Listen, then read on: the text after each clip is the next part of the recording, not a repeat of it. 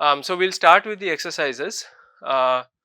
So I hope all of you have the exercise sheet that was circulated. Did some of you manage to try some of the questions? Okay, good. So yeah, so the goal of this session is to keep it very interactive. By the way, so if you have any questions also about the stuff that was covered, then you should also feel free to raise that. Otherwise, I mean, these exercises are sort of meant to be. Sorry. Oh, okay. I thought there was somebody else speaking.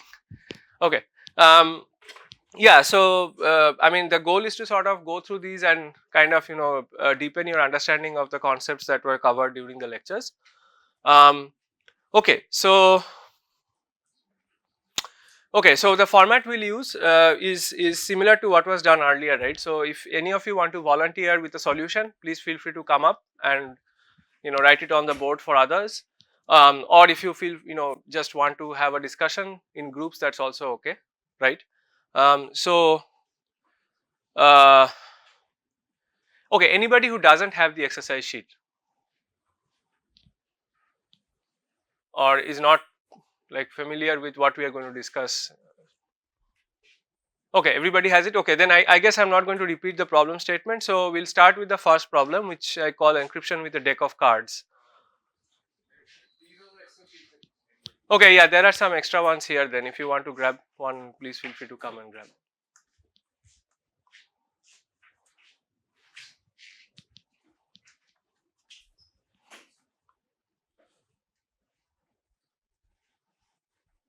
Okay, so I guess let's start with the first one.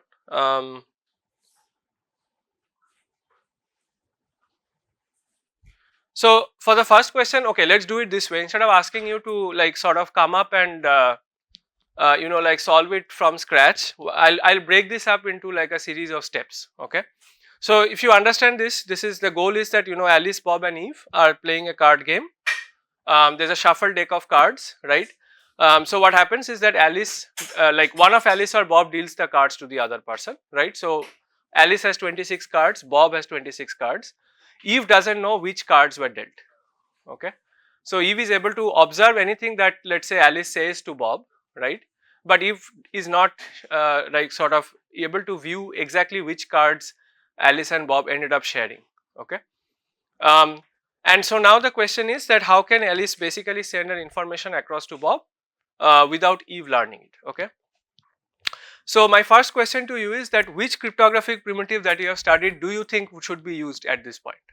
Yeah, great, one-time pad, right? So basically the idea is that Alice and Bob would somehow derive a one-time pad from this process of shuffling the deck of cards, okay?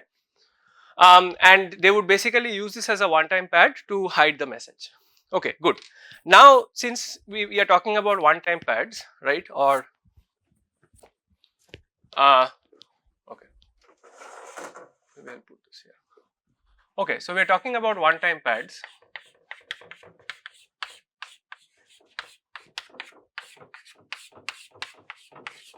So in a one-time pad, what you have is you have a key space and you have a message space, right?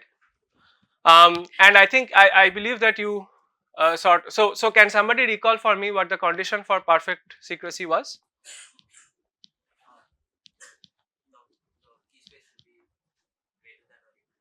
Right. So we want that the key space should be at least as large as the message space. Okay. Any questions at this point? Anybody who doesn't remember this or has a question about this? Everybody is convinced? Okay, good. Okay, now, so given the problem statement, given the manner in which Alice and Bob exchange a key, can somebody tell me what this should be?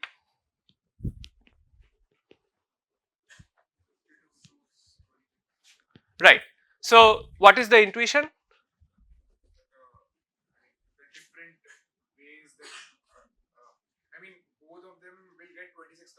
Right. Then let's say we both are having 26 cards each, then you will know what cards exactly I have. Right.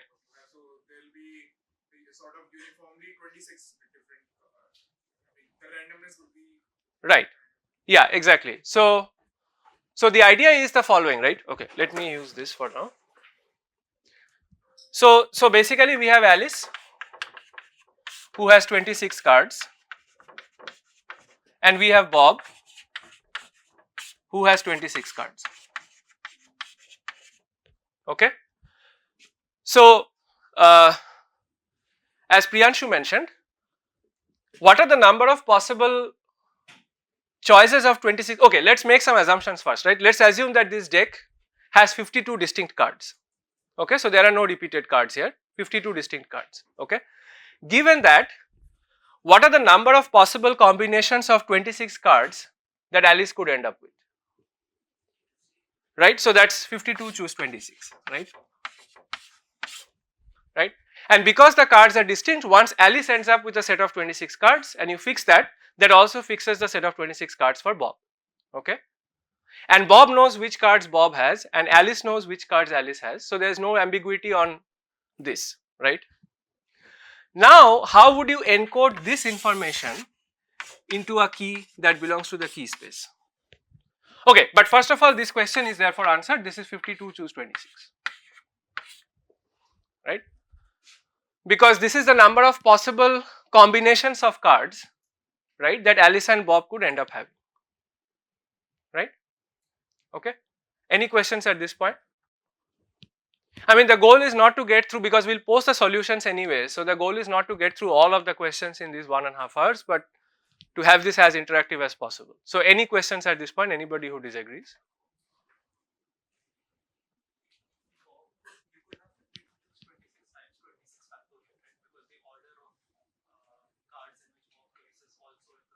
Okay, great. That's a very good point.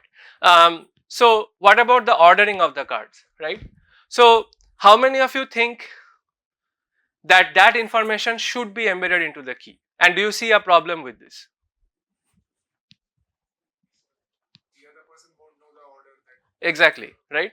I mean, so they would have to exchange additional information, but note that as soon as they exchange additional information, Eve sees it, right? Because they don't really have a secure channel beyond the shuffling of the cards, right? So you already start looking at some of the issues with one-time pad, right? Because you really don't have any channel, right, by which you can sort of send additional information, right? Okay, that's good. Okay, so now how do you think one would encode this into? So you have this. So Alice ends up with 26 cards. Bob ends up with 26 cards. How do you think they can encode this into a key? Any suggestions? Yeah. They can order them by like numbers. Okay. A's, 2's, 3's, and 4's. Okay. Now, like in their suits, Mm-hmm. like there are 4 bits of information.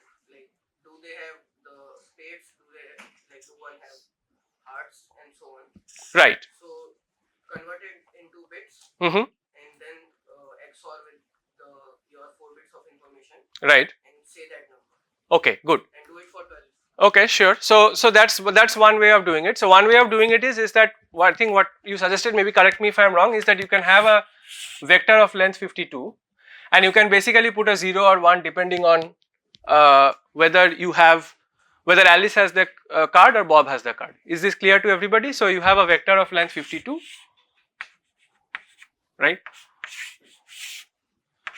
Right, and so basically if Alice has 1 here, Bob has 0 here, right? Similarly, if Alice doesn't have the card, then Bob has it, right? And similarly. Good. So this gives you a way to encode it as a 52-bit string. But do you think this string will have full entropy? No, so we cannot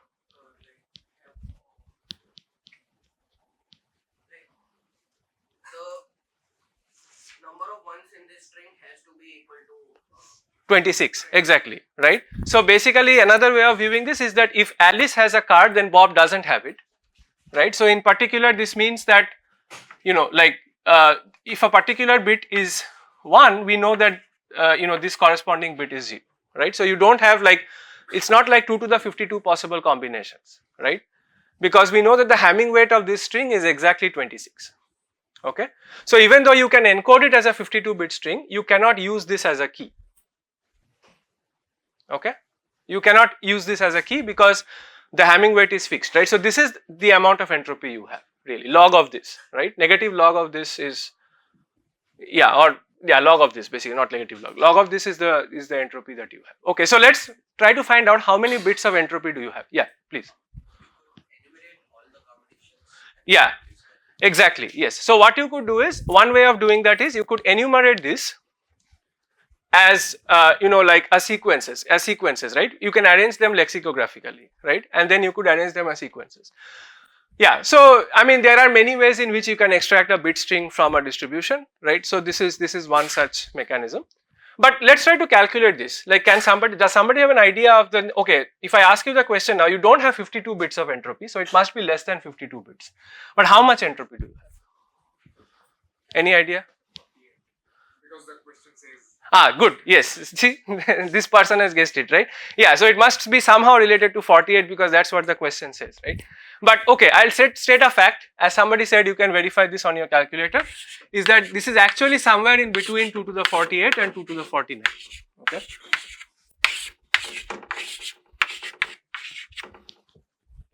Okay. So you can verify this on your whatever Wolfram alpha or something. Okay. Okay, good. So we have at least 48 bits of entropy, but we don't quite have 49 bits of entropy. Okay, you have to take this on faith, or if you have a laptop, you can quickly verify this. Good. So now let's go to the question, right? So the first question was, it's really one question, right? It's a matter of how many bits can you then encrypt using a one-time pad key or using a one-time pad that has somewhere between 48 and 49 bits of entropy. Okay. So the first question is, can you pad 48 bits?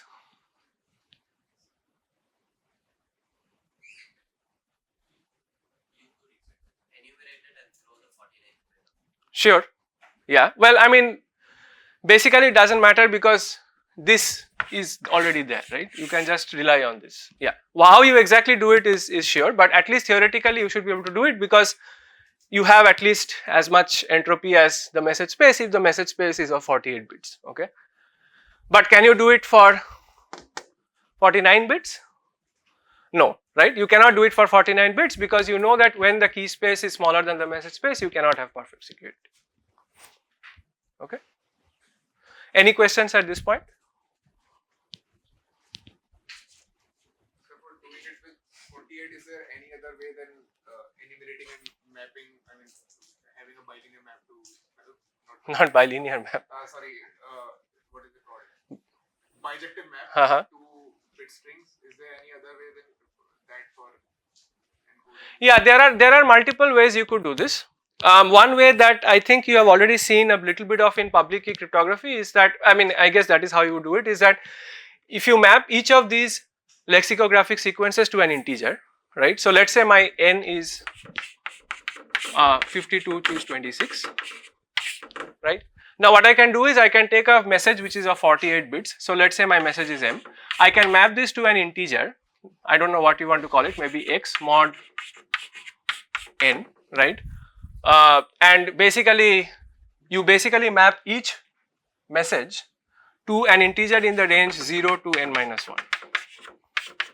Okay, and then what you can do is you can take your key, which you can also which is also an integer between 0 to n minus 1, and you can do k plus x mod n. Okay, this is one standard trick that is used. Okay. Problem if I map the key to a smaller space. No, you're not mapping it to a smaller space, right? You are mapping it to exactly the same size space. There are n keys. You are mapping it to an integer between 0 to n minus 1. What if I map the key from capital N to 2 bar 48? 2 power 48. What if can I map the key from 52 choose 26 Yeah. space to a space which has 2 bar 48 possibilities? That is a good point, but okay, sure, you can do that. So you are basically saying we can discard some of the keys, right? But okay, but then the problem is that suppose, okay, there is a small but finite probability that Alice and Bob end up with a key that is in that space, right? And so then they'll have to basically restart if they don't hit a key that. If I don't restart and I just choose say 000 or something like that. Okay, so let me just understand your question, right? So you are saying that you are going to map a larger set to a smaller set, right? So first, the first question is that, okay, suppose you hit a key, okay, you're saying that you have some kind of map that will go to a two-part, okay, that is fine as long as this map is what we call as universal, right, which is it will map everything to another thing with equal probability. You see what I'm saying? Like, you still want the distribution of keys to be uniform, right? It should not be a biased mapping. As long as it's not a biased mapping, it's fine, right? But you have to figure out a way to map it that is not biased, that is not going to make one key in that smaller space more likely than the other. Why is that a problem? Like, still my notion of. No, but then you don't have full entropy, right? So one-time pad assumes that the key is sampled uniformly from the key space. Okay, it's a question of mean entropy, right? If your mean entropy becomes smaller, then you lose security. Okay, your security is measured by the mean entropy. That is the number of bits of security you have. You must ensure you have that many bits. Okay, you can have a very large key with very small entropy. I guess this is what you learned with extractors, right? Yeah. So, but when you end up with a key, you ideally want it to be uniform. Okay, or at least have like a large mean entropy. Okay. Other questions? Mm-hmm. Yeah, so that is like public information that is like, basically you can think of that as a description of the scheme, which is public. Okay, so Eve knows that Alice and Bob are going to do this, right? This is what we always do for any cryptographic algorithm, is that apart from the key itself, everything else is public. Okay, so exactly the manner in which they will do the enumeration and decide on the key is also public. Okay. Other questions?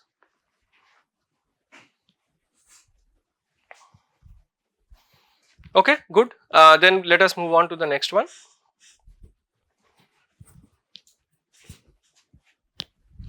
Okay, maybe now I'll work on that side.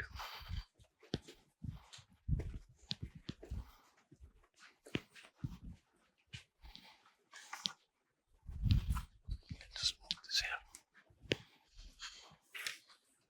here.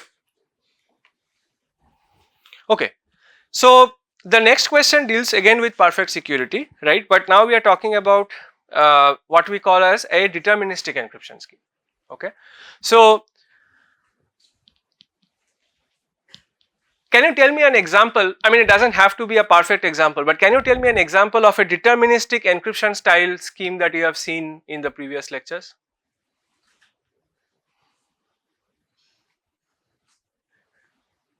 Right, that's a good point. One-time pad is an example. Have you seen something in computational security paradigm? Sure. Or more generally, a block cipher, right? That can be thought of as a deterministic. And then you have seen also examples of randomized encryption, right? Can somebody tell me an example of randomized encryption? El-Gamal, right? Right.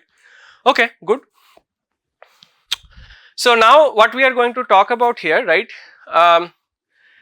is deterministic encryption. Okay, suppose you want to devise a deterministic encryption algorithm. So the encryption algorithm consists of three algorithms. There's encryption scheme. So there's, sorry, let's say this. Okay, let's simplify it. Yeah, actually, let's just go with enc and dic. Okay. Okay, so you have an encryption scheme. You have two algorithms, enc and dic. Okay, so enc takes as input key and a message, outputs a ciphertext C.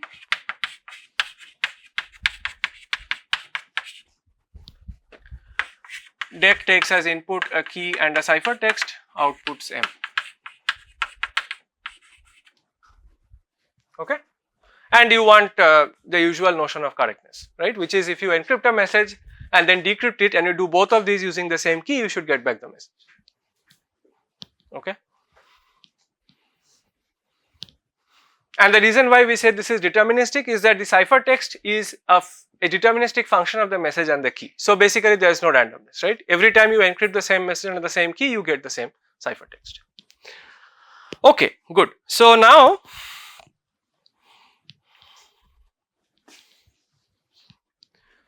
okay, so let's look at the first part of this question, right? So your goal is to devise an encryption scheme. Okay, so this we are going to call it, okay, let's give it a name, let's call it E. Okay, so this is a generic encryption scheme. Your goal is to come up with an encryption scheme which we will call E90. Okay. So what is E90? E90 is an encryption scheme. What happens is that if I suppose I give you a ciphertext, so I encrypt a message, then basically what you want is that this still satisfies perfect security. Okay, like it is a perfectly secure encryption scheme, but you manage to figure out, given a single ciphertext, you manage to figure out 90% of the key.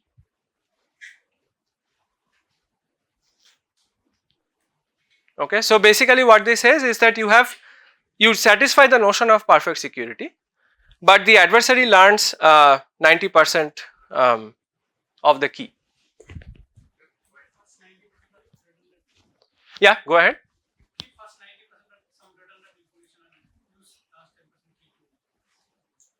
Okay, good. Yeah. Anybody wants to like? I had a doubt. Yeah. 90%, do we know exactly which 90% bits can be? No, that's okay. You are free to design such a scheme.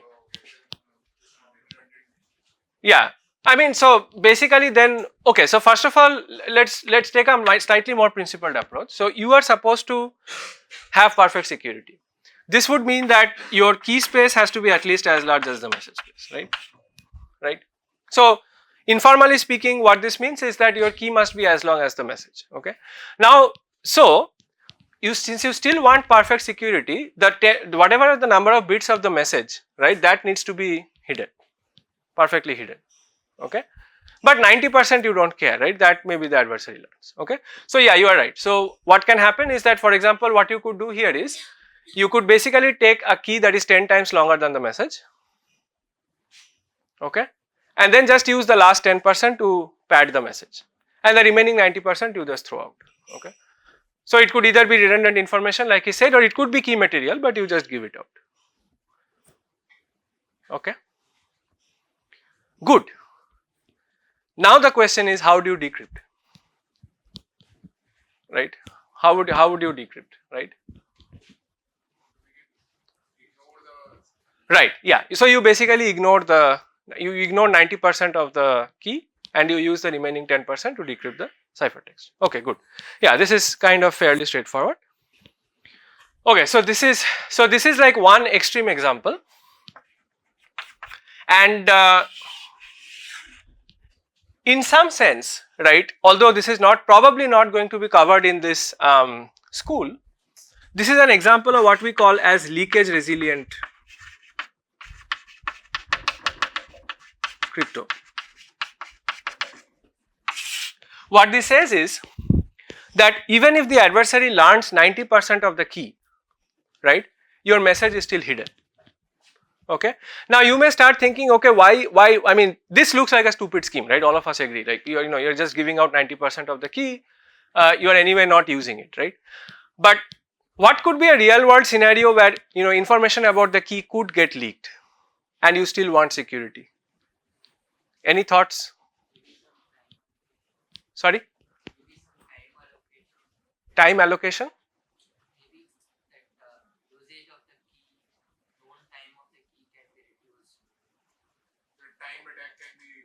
Right. Okay. Yes. Yes. You are saying. Great. Yeah. Amazing. Yeah. That's great. Actually, that does happen, by the way, sometimes in practice. Good. So yeah. So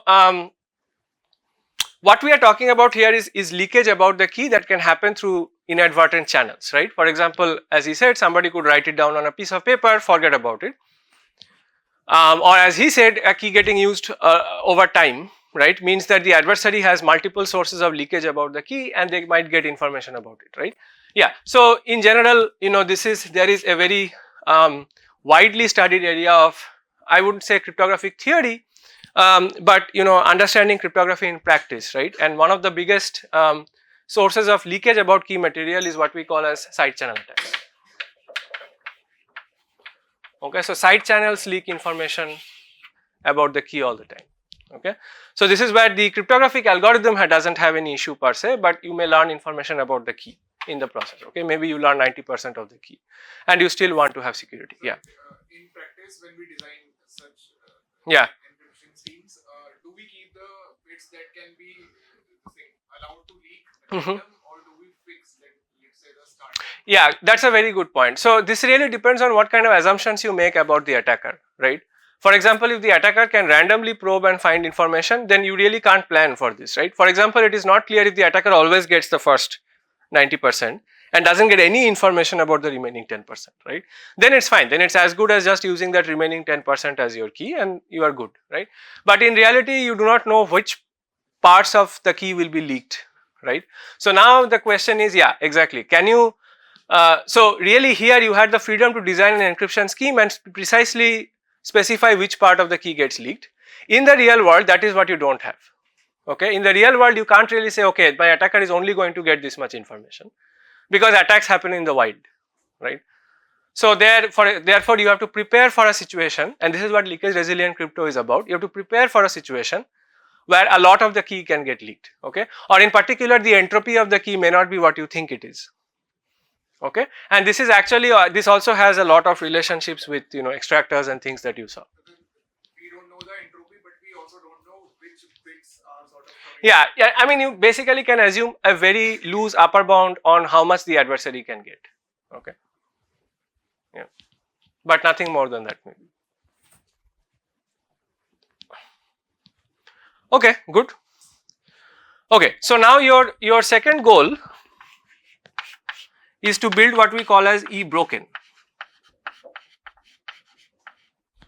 Okay, so here the goal is the following, right? You are saying that here your goal is to basically design an encryption scheme where it's a broken encryption scheme, like it's completely broken. Okay, so there's no security whatsoever, right? But the adversary learns no information about the key. There's no information about the key. Like, what's a simple?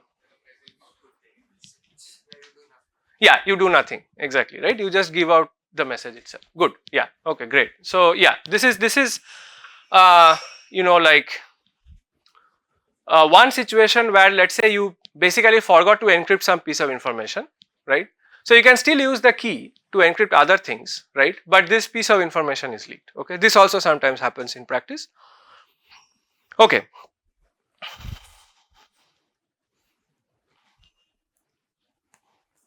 Okay, now we'll start doing something a bit more interesting. Okay, so let's do the third part. Okay, so here you have to build what we call as E1. Okay.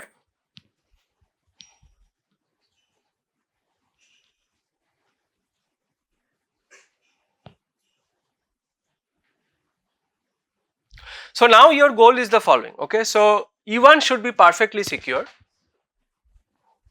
Okay, so it should satisfy the definition of perfect security. Okay, but the adversary always learns the first bit of the message.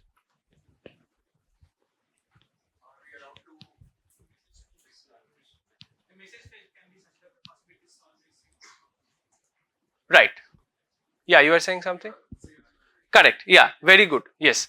Can you think of a situation where this happens in practice?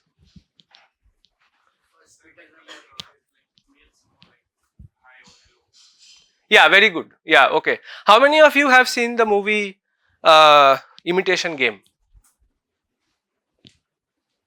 Okay.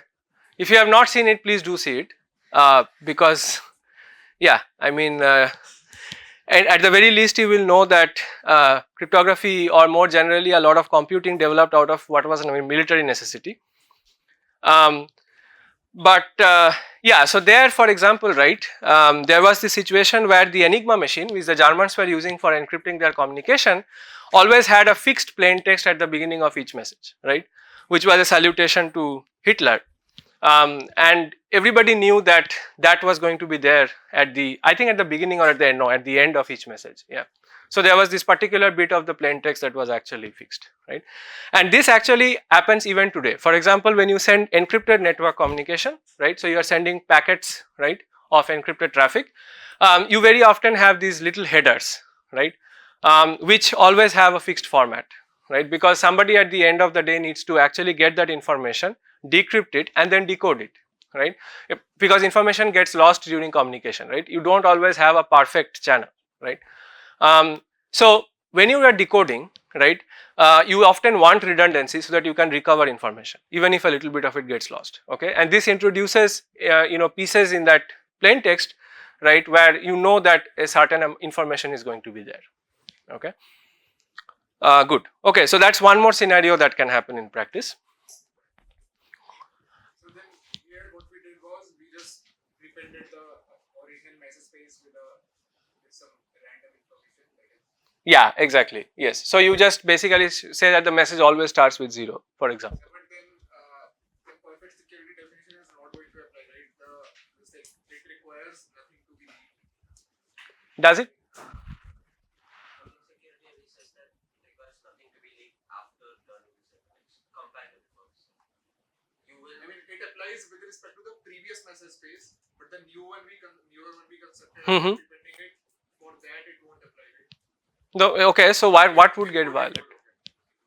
Yeah, right. Any questions at this point?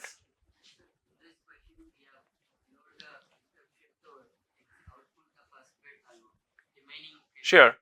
How many length of strings can be maximally set to be known to the adversary? How much security, how much thing we can accept? Right, good point. Yeah. So you are saying that how much information can the adversary ideally a priori know, right, about the plain text, right? Okay, that's a very good question. Well, first of all, the adversary typically would not know, let's say, all of it. Okay, but if you look at the notion of security that we want, right, it could be that you have an n-bit message and the adversary may know n-1 bits, say theoretically. Okay, but maybe there is 1 bit that the adversary doesn't know. Okay, if your encryption scheme is secure, then that 1 bit the adversary cannot predict with probability significantly better than half. Okay, so that's all the encryption tells you, right? So yeah, it could be the case that the adversary knows maybe all but 1 bit, right? So maybe you are just hiding 1 bit, but yeah, that's a good point. Of course, I mean there are information theoretic bounds that will tell you can't store a lot of information in 1 bit, right? That's not possible, right? But if that 1 bit is really important to protect, then you are protecting it, right? At the same time, yes, it is possible that the adversary managed to get this information about the remaining n-1 bits by exploiting some vulnerability in your encryption scheme, right? Then you need to revisit your choices, okay, of how you are encrypting.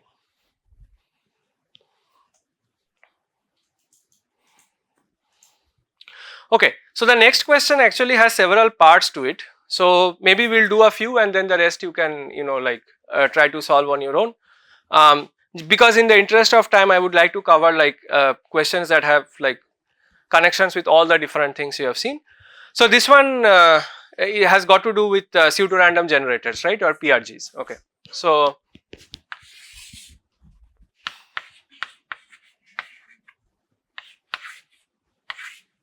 okay, can somebody tell me what is the definition of a PRG? Okay, first of all, have you covered PRGs? You have, right? Okay, then can somebody tell me what the definition of a PRG is? It's something that takes a small seed of high entropy and converts it to a larger string computationally. Right. So it is a computational version of which primitive that you have studied? Extractor. Yeah, it's a computational extractor. Okay, and the beauty of a PRG is, right, the reason why it's a fascinating object is because it basically goes past this information theoretic lower bound, which says that you can't have more randomness than you already have, right? It kind of produces randomness out of very, very small things, right? Yeah, you are right. So basically a PRG takes as input a seed and it produces, let's say, an output randomness, right? And typically this is much longer than the seed. Okay, and the difference between the length of the output and the length of the seed is what we call the stretch of the PRG. Okay, so PRG is like a stretching of randomness. Okay, it takes a little bit of randomness, it stretches it into massive amounts of randomness. Okay, Entropy still remains. yeah, you have only as much entropy as the seed provides you, right? Of course, if the adversary gets the seed, there is no security, right? But now here's the thing, right? the seed is typically 128 bits. Okay, in some cases maybe 256 bits. Okay, but when you implement cryptography in practice, okay, however, for example, how many of you have heard of you know, like, okay, I mean, you have seen a bit of it in this in these lectures as well, but how many of you are familiar with the term post quantum cryptography? Right. So in post quantum cryptography, very often it happens that your encryption schemes require large amounts of randomness. Okay, very large amounts of randomness. Okay, I am talking about several bytes of randomness. Okay, for example, you may require something like 512 bytes of randomness, right? That's like 4096 bits. Okay, and randomness generation, true randomness generation, is very costly in practice. Okay, it is the most resource intensive operation that you have in cryptography. When you actually implement cryptography, generating true randomness requires a lot of energy. It consumes a lot of energy. Okay, so if you have a teeny tiny mobile phone and you ask it to generate 512 bytes of randomness very frequently, you'll go from 100% to 0% in like 3 minutes.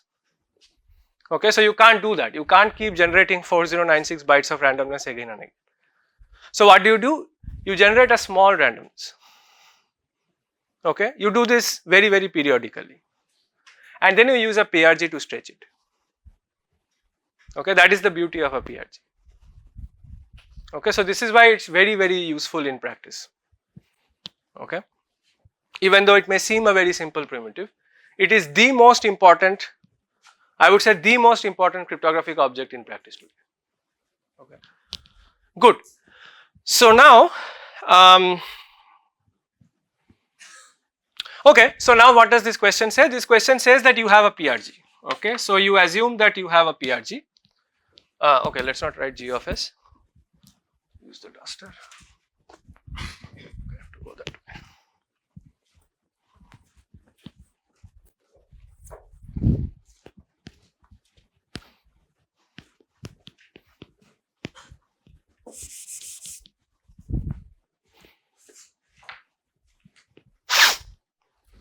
Okay, so let's assume that G is a PRG. Okay, now let's assume G is a PRG. Now let's try to sort of, you know, like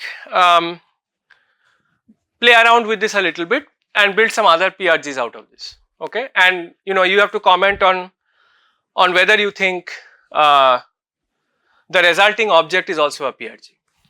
Okay, okay, good. So okay, maybe let's take one that's interesting, right? Okay, let's take the fourth one. Yeah. So this is the fourth one. So we have a PRG which is G. Okay, we are building a PRG out of it which we are calling G4. Okay, so G4 is taking as input a seed, okay, which is a slightly longer seed than you need for G. Okay, so it's taking as input a longer string. Okay, so it's a concatenation of two strings S1 and S2. Okay, and what it's doing is it's outputting S1 concatenated with G of S2. Okay, so what happens is you leak the first part of the seed. Okay, and then the rest of the seed you use to generate a pseudo-random sequence. Okay, and let's assume that the inputs and outputs are all, you know, sort of matching. Okay? So that's not very important. So do you think this is a PRG? Yes, no, why?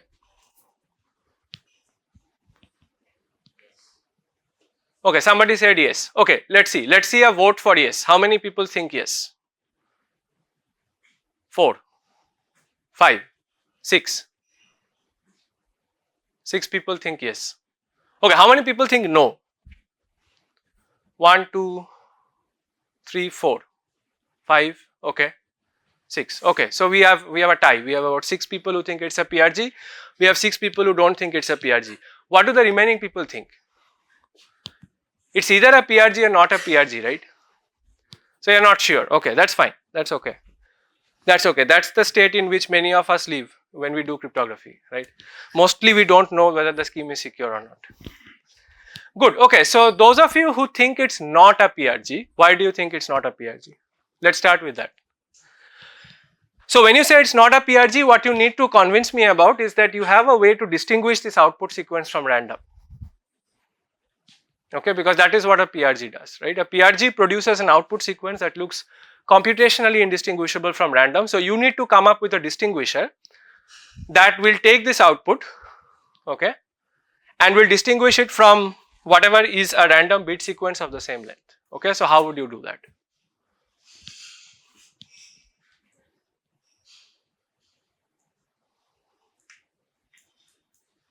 So this is a question to those who think that this is not a PRG. How would you prove that? What is your distinguisher?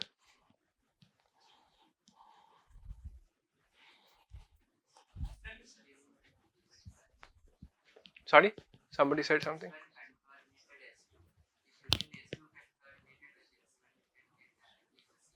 No. Okay, good point. Yeah, that's a very good point. But see, in a PRG, right? The way, see, you are not allowed. I'm proposing this as a PRG, right? In a PRG, the seed is uniformly random. If you have to break the PRG, you have to break it under the assumption that S is uniformly random. Okay. Now, in practice, if this is uniformly random, and you read about this, right? You read what is the probability of collisions, right? The probability that you will hit the same seed again is very small. Okay. So let's forget about collisions for the moment. I mean, that's a general attack on any PRG, right? If I repeat the seed, you will know. You see what I'm saying? Right? If I repeat the seed with a much larger probability than I repeat the whole output sequence, right? Because the whole output sequence is much longer. Okay. I repeat a sequence of 512 bytes with a much smaller probability, right? This I repeat with the probability square root 2 to the 4096. This I repeat with probabilities 1 over 2 to the, okay, let's say 256 bits, square root 2 to the 256, right? This is a much larger probability, this is a much smaller probability, okay? So if I am repeating seeds, you are probably already have a distinguisher, but this happens with very small probability, right?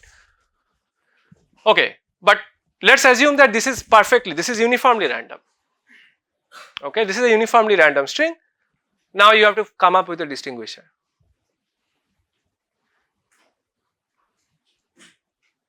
Yes. So the probability that S1 remains fixed and the S2 changes is 1 upon 2 to the power n. Because okay. But the probability that the whole string has a random bit as S1. I'm taking it over the all. Is it different? Because it's the same length. It's still whatever n bits, right?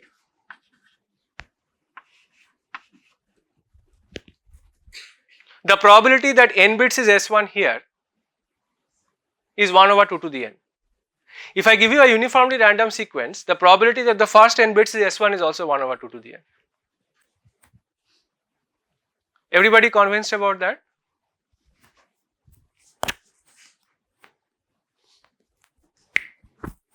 Does that give you an intuition now about whether it's a PRG or not? Yes? So we also consider that seeds should not be, part of seeds should not be given outside. That's not really the definition of a PRG. You are right, that is intuition, that's a good intuition, right? But that's not really the formal definition. The formal definition just says that it's a stretch, right? It's a stretch, right? So obviously, and all it says is that stretch string is indistinguishable from random. Okay. Now obviously, okay, let me ask a related question. Suppose you didn't have the stretch requirement. Suppose you didn't have to stretch it. Okay. What's a trivial PRG? Exactly. If you didn't have the stretch requirement, outputting the seed was okay, right? Because it's 128 bits of uniform randomness. It's good enough, right? The reason why you have to do something non-trivial is because you have to stretch it.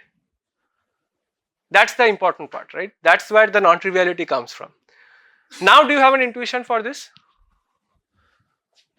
Okay, let's do a voting now. How many people still think this is not a PRG? How many people now think it's a PRG? Let's see if it's more than 12. Okay, I suspect a lot of people now think it's a PRG. Yes, it is a PRG, and I'll give you the intuition and I'll let you work out the formal proof. The intuition is that this is a pseudo-random sequence because it's a PRG, and this is perfectly random. Okay, so that's why it's a PRG.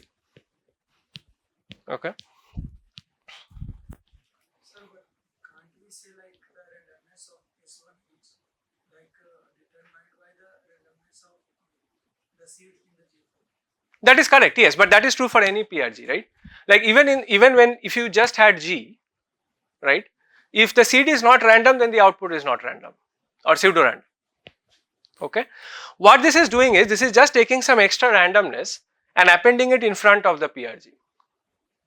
Okay, but because this is still truly random, right? So for that reason, it does not break pseudo-randomness. So I am saying like the complete output is not completely random with respect to it, but its randomness is like only extracted from the S1. Yeah, that is true, but I am saying that is also what happens in the case of a standard PRG, right? You extract all of your randomness from the seed in any case. It's just how you extract it. Okay. Okay, let's do one more example and then we'll move on. So let's take the case of G6. Okay.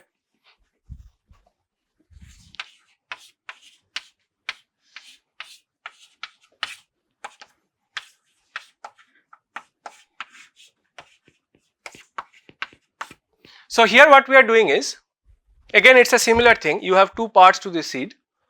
Now we are basically applying the PRG and then taking a bitwise AND. Okay.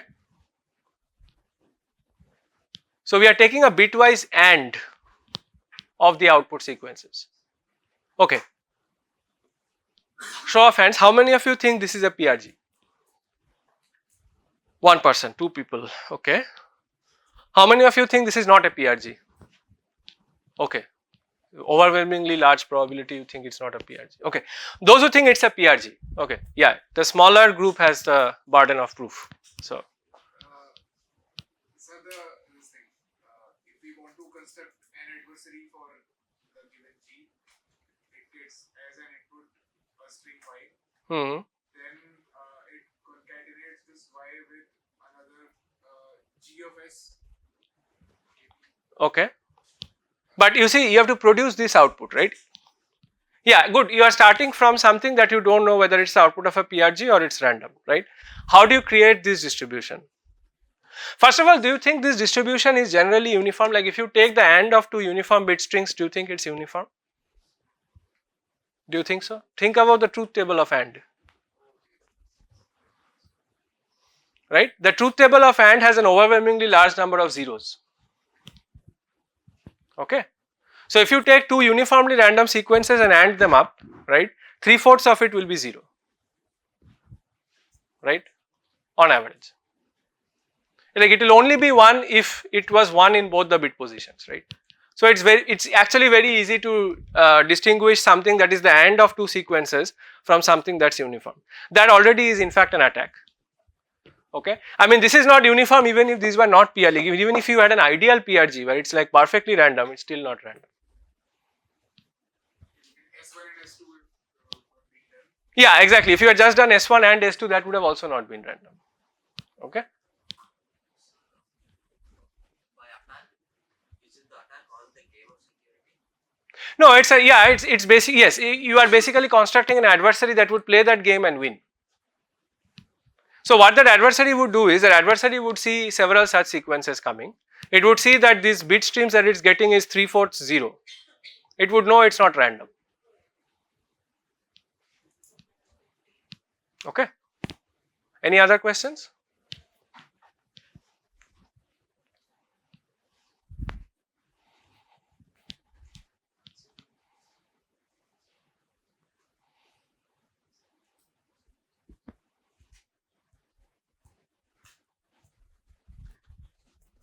Okay, if not, then let's move ahead.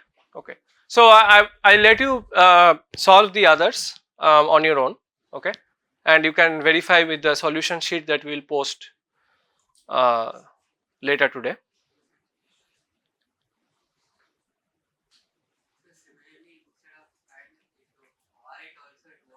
Exactly. Yeah. Very good point. Yes. So or would not be. Right. So this is not good. This is not good. It's the other way around with or. Right. It's like a large proportion of ones, very small proportion of zero. But then the next one that you saw had an XOR. Yes, that will be right because it's balanced. Okay. Actually, you see, many of you studied Elgamal, right? And there's a version of Elgamal that's used in practice which is called hashed Elgamal. Okay. So do you remember what the Elgamal ciphertext looks like? Can somebody tell me quickly? G raised to y. And then? Sorry? Yeah, h raised to y into m. Right? This is how you, yeah. So this is perfectly fine, right? Except that here you are assuming that your m is an element of the group, right? So you are doing the group operation, right? In practice, you would typically be encrypting bits, right? Like for example, in hybrid encryption, right? You have like a 256 bit key that you want to encrypt and then that you want to use for your symmetric key encryption. So in practice, you will see that one thing that is often done is that instead of doing this, what you do is something like this.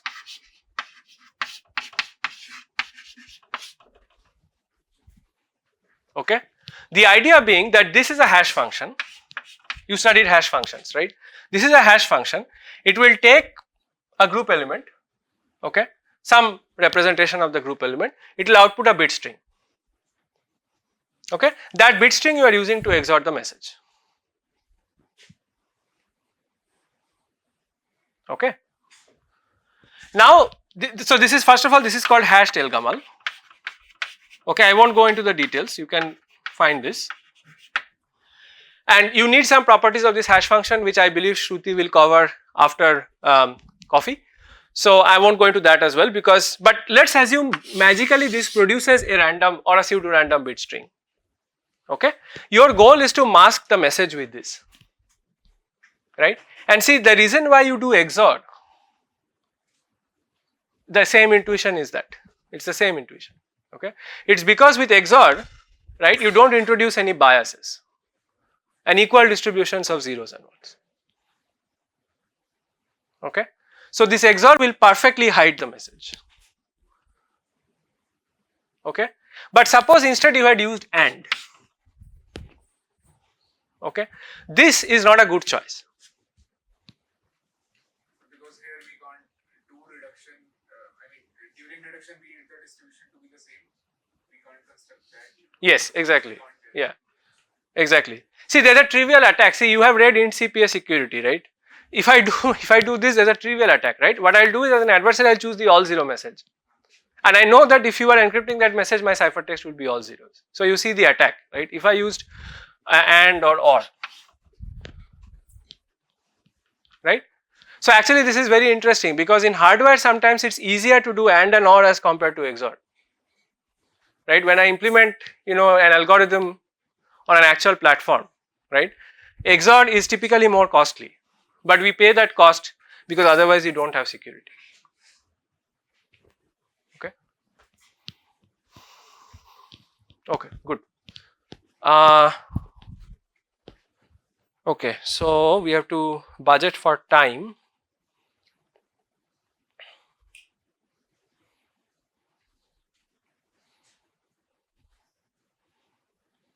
Okay, maybe again we'll do a sampling of these of the parts of the next question. Okay, so the next question is about block ciphers. I believe Professor Sanjit covered block cipher. So can somebody tell me what is a block cipher?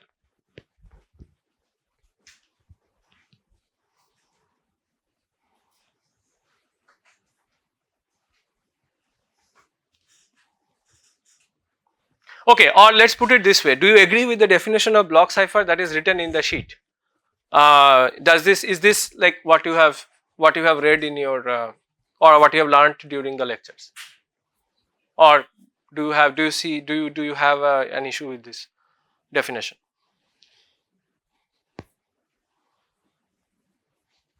Yeah.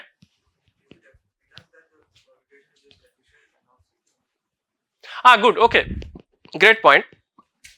Yeah, it's not very useful, but it's okay as from a definitional point of view. Okay, you can have a terrible block cipher, still a block cipher. In fact, hundreds of terrible block ciphers are designed every day. So those people might get a bit upset if you tell them you're not designing a block cipher. You can just tell them, okay, like it's an insecure block cipher. What's the problem with this? Yeah, that was my question. Do you have a problem with this?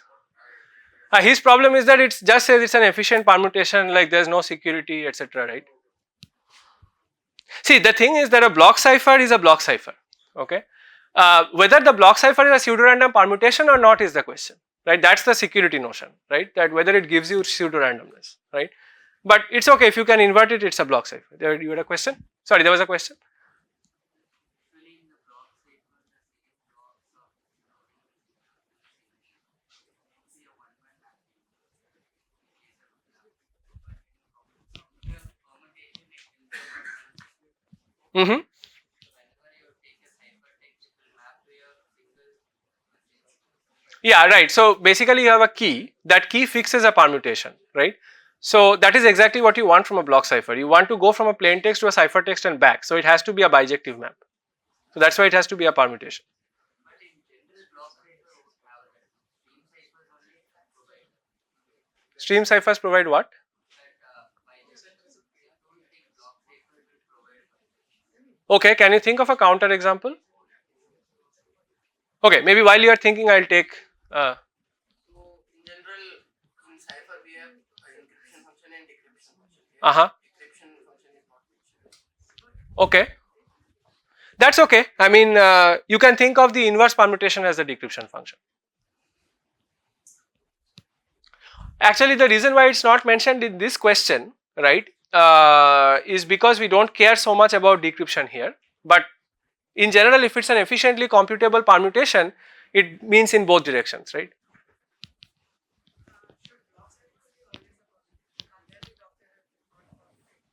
Yeah, that's a good point. Yes, traditionally block ciphers have been permutations, but they may not. Well, that doesn't always have to be the case, but in practice it is. So if we put x equal to y, if we put x equal to y in the definition, it always says the block ciphers are PRP. Yes. Well, yeah. I mean, block ciphers are meant to be PRPs. Like you design a block cipher in the hope that it would be a PRP. Okay. But what you said is also important. So there is, okay, so you have a PRP, right, which is a permutation, and then you have a PRF, right, which is not necessarily a permutation, because sometimes you may want to have an output that is of a different length as compared to the input, okay. But it so happens that if you have a PRP, you can get a PRF. Yeah. Yeah, when you say block cipher, you mean PRP. Right. So block ciphers traditionally have been like, concrete realizations of PRPs.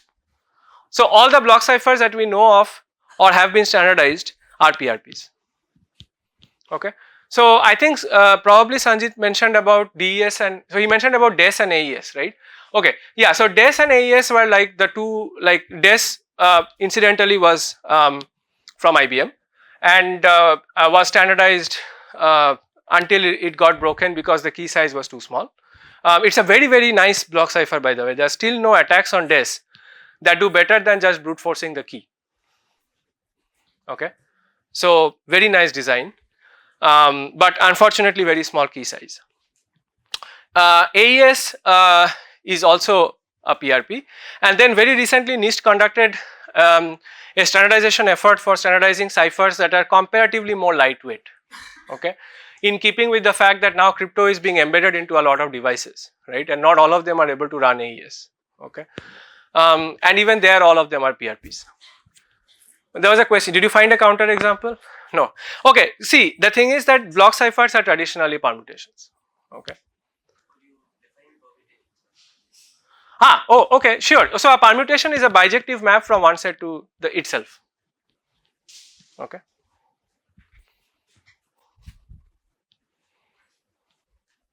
Okay, so with all that discussion, maybe we just have time to look at maybe one of these, right? Yeah, so forget, I mean, like security for now. Okay, let's forget security. Let's just talk about a permutation which is efficiently computable. Okay, so looking at the three, like ABC, right? There are three examples given on the sheet, right? So which ones do you think are block ciphers? If you don't consider, if you forget about PRPs and etc., right? Just a block cipher, just a permutation that is efficiently computable in both directions. Which of these do you think is Just the first two conditions are to be checked. exactly? That's all, right? So basically, you have an input space and an output space which is the same, and it's efficiently computable, right? So you can go forward and backward. That's all you want to do. Okay. So how many of you think A is a block cipher? Okay, we have one hand.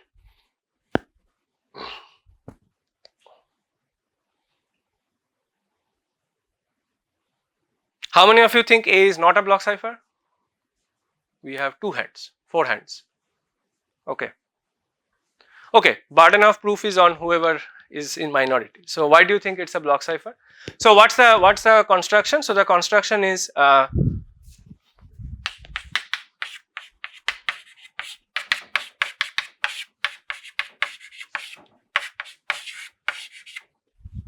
okay, so this is the function, right? The question is this a block cipher? So first of all, does this satisfy the first criteria of a block cipher? It does, right? I think we all agree. Anybody disagrees with that? Good. Okay, so now the important thing is the second criteria, right? So it's clearly efficiently computable in the forward direction. The question is, how would you invert it? Any ideas? How would you invert it?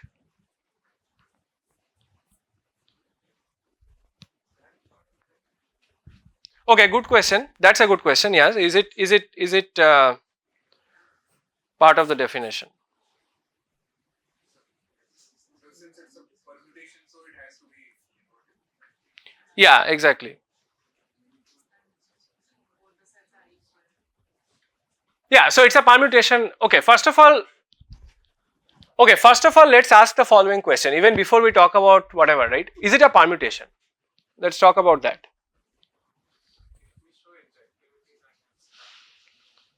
If you show injectivity, but you also have to show the other direction, right? But it's with an injection map between finite sets of the same size. So Right. it is also subjective.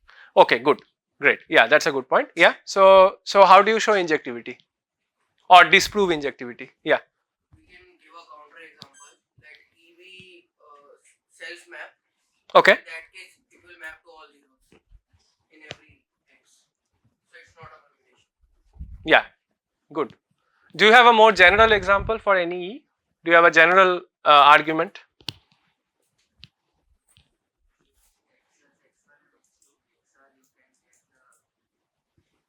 Sorry, go ahead.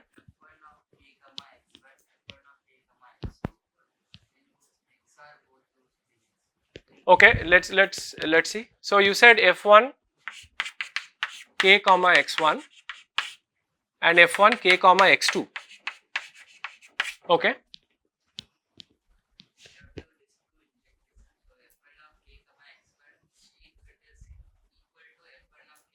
It's not okay if it is equal. Yeah. Do you see that? Yeah.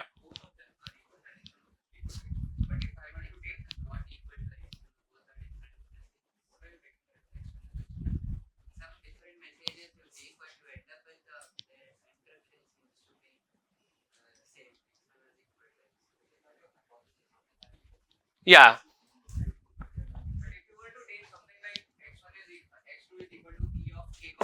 Yeah, very good. Yes.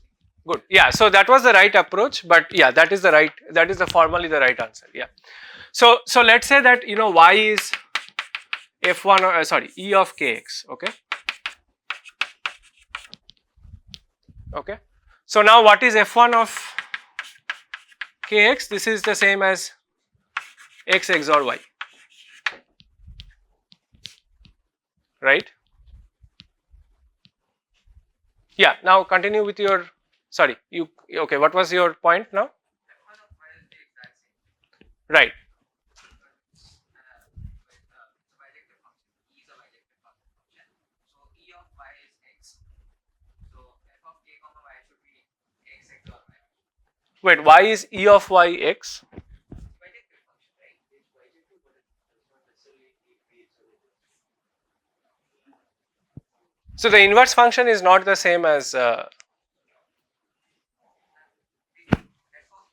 I know f of x is y. yeah. F of y is f of x, which should be get mapped back. Okay, yeah, that's a good point. Yes, yeah, that's the right argument. Yeah, so now basically what you are saying is that E of k comma y is equal to E of k comma x, right? Wait, so this is, no, wait. So you are assuming that E of E is the identity map. Is that what you are saying? But E inverse may not be the same as E, right? E inverse may not be the same map as E.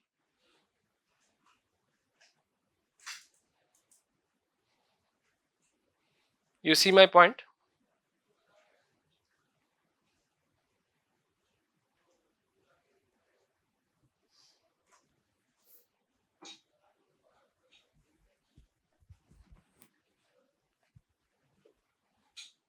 Okay, so I will leave this as an exercise. Can you try to come up with a general proof?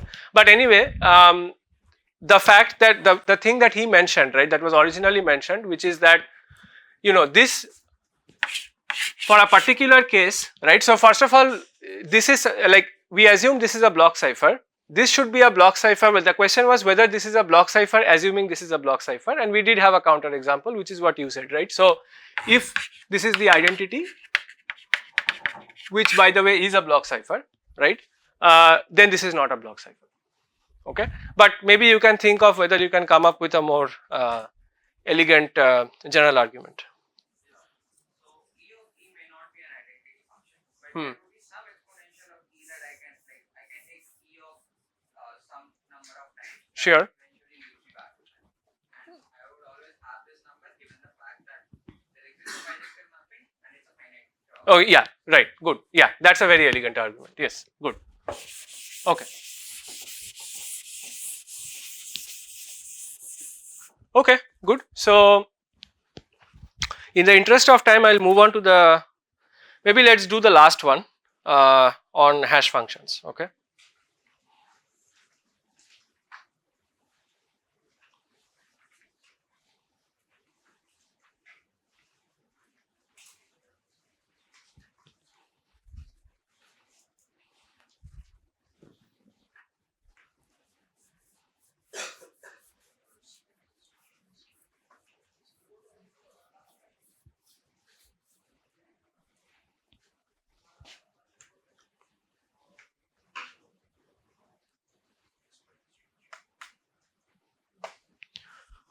Right. Okay. So what does this say?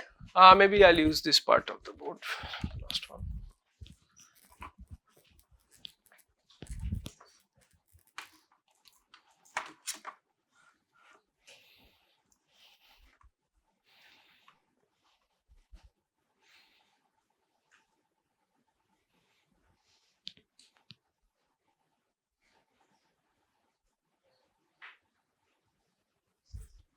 Okay. So you have a hash function h1, right? Okay. So you are assuming that h1 is a hash function. Okay. And h1 is going from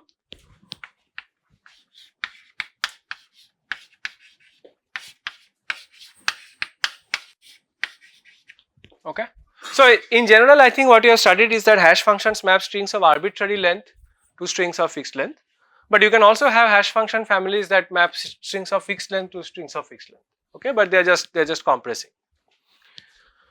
Okay, so now we'll define a new function. Okay, so which is h2, right? Which basically goes from double the length.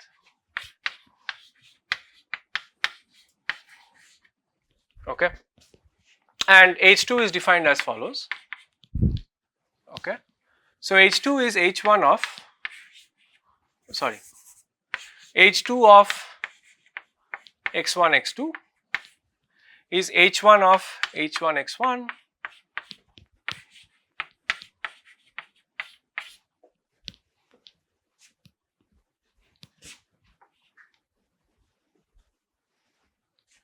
okay.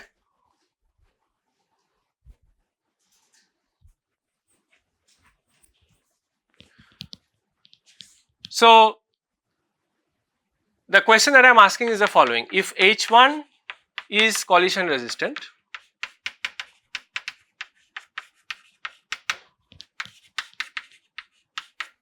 okay, so CR in short, okay, so let's assume H1 is collision resistant, okay, is H2 collision resistant? This is the question. Okay, so basically this is something you might encounter in practice, right? So you have a hash function that is given to you, you know it's collision resistant, it maps 2m bit strings to m bit strings. Now you have suddenly run into an application where you need to compress 4m bit strings to m bit strings. Okay, so you come up with this, it's a very natural idea, right? You split it up, you compress both of them and then you compress them too. You do a recursive compression, okay? But now the question is that if H1 was collision resistant, does H2 remain collision resistant? So how would you prove this? What would be the approach? I just want the approach, I don't want the proof. Huh? Reduction from a collision. Right. So yeah, somebody said, who said contrapositive?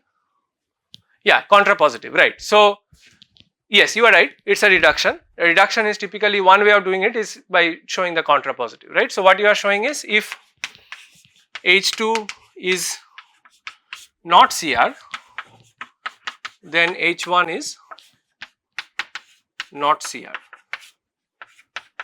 Okay, so what does this mean? This means that if there is an algorithm that efficiently finds a collision for H2, you can turn that into an algorithm that finds a collision for H1. Okay, and that is effectively proving the same statement. Okay, so it's therefore proving that if H1 is collision resistant, then so is H2. Okay, so to prove this, we'll assume that there is a dude here, which basically takes as input the description of H2, so some description of H2, and it outputs, let's say, Z1 and Z2, right, in 4M, such that H2 of Z1 is equal to H2 of Z2. Using this, you have to build a collision finder for H1. How do you do that? So your goal is to do the same.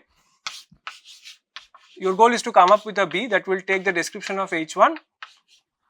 It will probably have something to do with A, it will use A, and eventually it will output a similarly colliding pair. Okay, but this will be in 0, 1 to the 2m.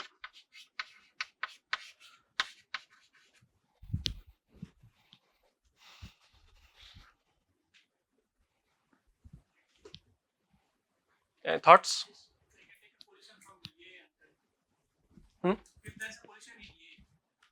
A? Oh, okay, yeah, so A, okay, sure. So A outputs Z1, Z2, and then what do you do? Z1 and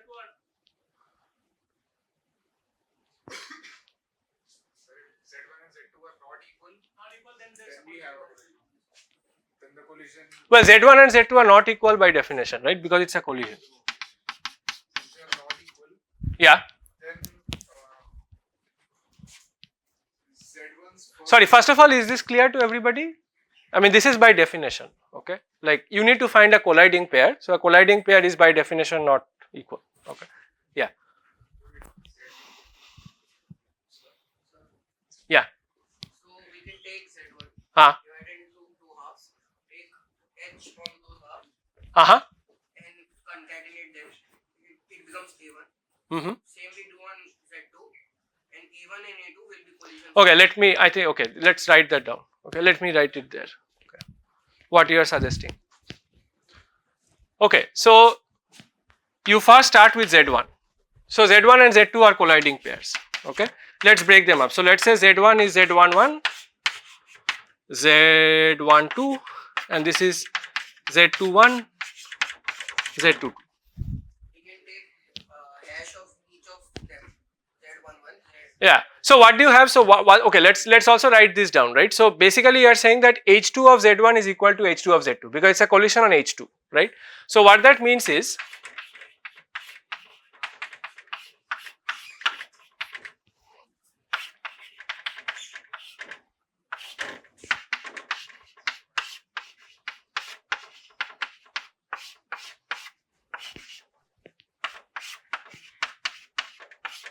yeah, this is what you have, right? This is from definition of H2 written in terms of H1. Okay, and you have that Z1 is not equal to Z2, right?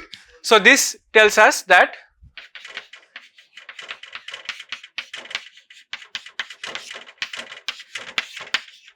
sorry.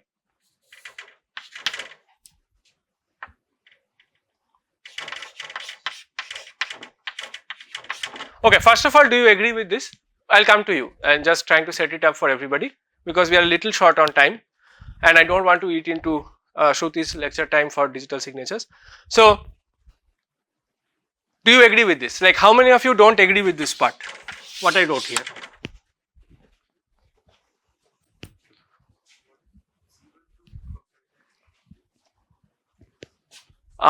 Sorry. Okay, yeah, right. Not equal. Yeah, right. So, how many of you disagree with this? How many of you agree with this? Okay, seems like yeah. So this is obvious, right? So if these two strings are different, right, then they must differ in either the first part or the second part, right? If both the parts are the same, then they are the same. Okay. Yeah. Now go ahead. Yes. now let A11 equals H1 of Z11. Okay. Same way we define Okay. And you are saying that A12 equals H1 of Z11. okay. A21 equals Okay. So let's say okay. Let me simplify this. So this is A11. This is A12. This is A21. This is A22. Yeah. Now. so now either A11 concatenated with A12 is equals to A21 concatenated with A22. Correct. In that Okay. case, we have found collisions in Z11 and Z21 or Z12 itself. Yeah. Yeah. Or else A11 concatenated with A12 is different and it's a collision. Yeah, excellent. So here's the okay. So let me just write down the argument quickly. Good. So there are two possibilities, right? One is that you have already found a collision, right? Here. So suppose A11 is equal to A21. Okay. And Z11 is not equal to Z21. Okay. Then you have already found a collision. Right? This is not the only thing that could happen, but this could happen. If this happens, you have found a collision. Anybody who disagrees with this?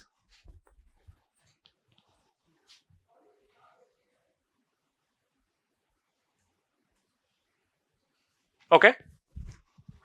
Similarly, another thing that could happen is that A12 is equal to A22 and Z12 is not equal to Z22.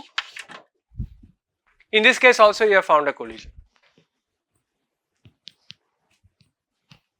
Okay. If neither of these happen, okay, if neither of these happen, then given these and these, can you tell me what happens then?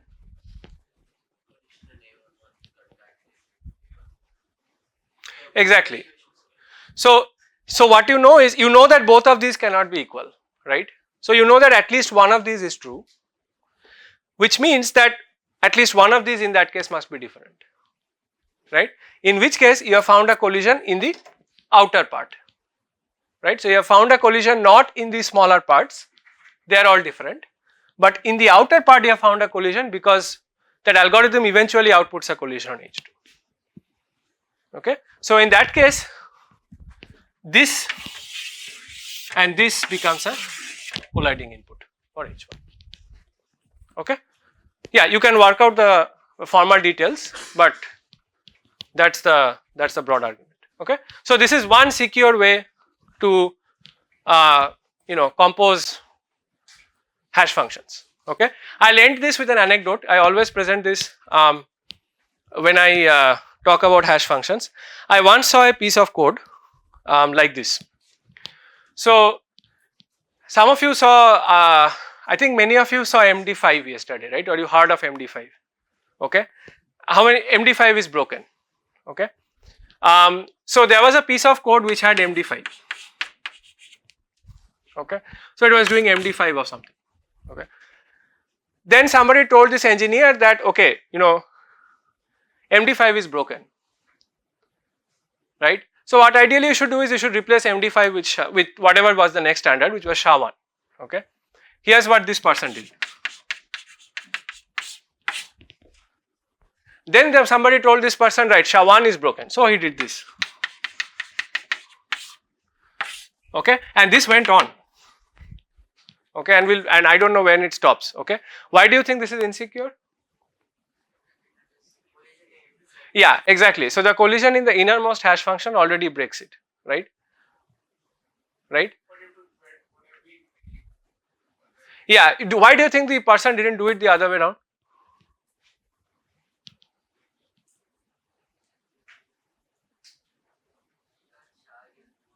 Yeah, because this person didn't know what this MD5 code was doing. Right? In order to go and make a change inside this MD5 code, you would have to then know, okay, what this MD5 is doing, right? Like you need to take the input from another function, and this is much easier to do, right? Because you know what this function expects, you know what this function outputs, you just pass it in. The other way would be secure, or redundant but secure, yes, right? But yeah, I mean, well, but okay, here's an exercise though. If you do it the other way, in order to argue it's secure, it's just not enough to assume collision resistance. Okay, you also need to assume one-wayness.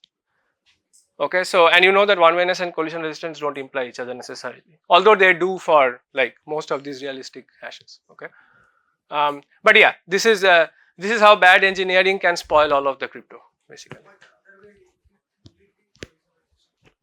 The other way it will be, so yeah, if you did MD5 of SHA-1 of whatever, right? The thing is that if you find there are two ways you can find a collision, right? One is you can find a collision in the innermost layer, right? But then the innermost layer is secure. Let's assume that has the most secure algorithm. Or you have to find a collision somewhere else. So you do find a collision in MD5, for example, let's say in the outermost layer, right? Now you have to invert all of these hashes and go back to this, right? Which if these hashes are one way won't work. It's a hand wavy argument, but you see what I am trying to say, right? Because you have to actually find the input. It's not enough to find a collision here, right? You have to reverse engineer your way all the way back to the input, which should be difficult if it is one way. Particularly if the collisions you find are uniformly random. Okay. Okay, so I'll stop there and we'll break for coffee and then we'll come back. Okay, thank you. And the solutions will be posted on the website.